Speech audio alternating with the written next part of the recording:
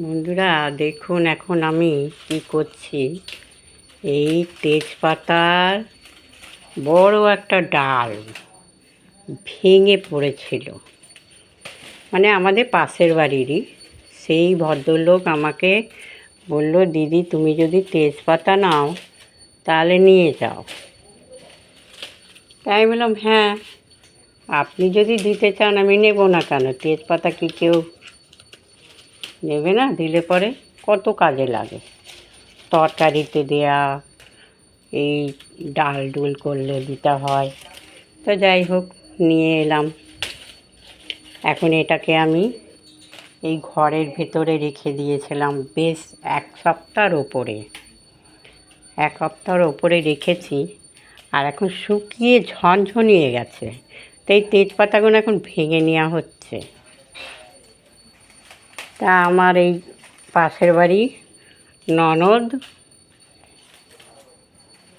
খুব ভালো মানুষ, ও আমার সাথে সব সময় থাকে।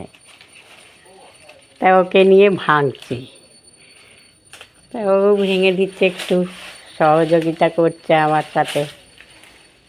এখন একা একা তো সব কাজ করা যায় না, কিছু কিছু কাজ আছে যে মানুষের সহযোগিতা করতে হয়। তা ভালোই লাগছে, একদম ঝনঝনে হয়ে গেছে পাতাগুলো।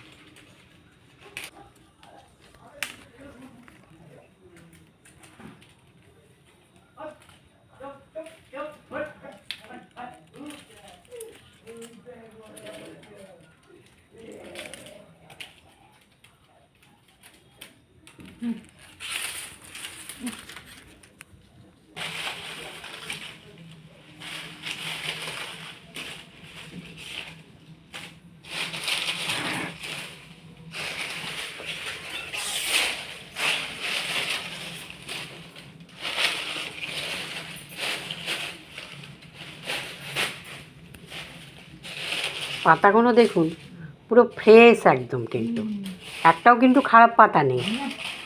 হ্যাঁ বন্ধুরা, একটাও খারাপ পাতা নেই।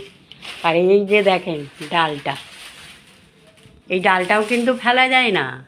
এই ডালটাও ছোট ছোট করে কেটে যদি ওই গরম মশলা যখন বাটা হয় দিয়ে দিলে পরে সেন্ট হয়ে যাবে। গরম মশলার সাথে সব হয়ে গেল, পাতা ছাড়ানো। এবার সব রেখে দেবো এই ব্যাগের ভেতরে। ব্যাগের ভেতরে রাখলে নষ্ট হবে না।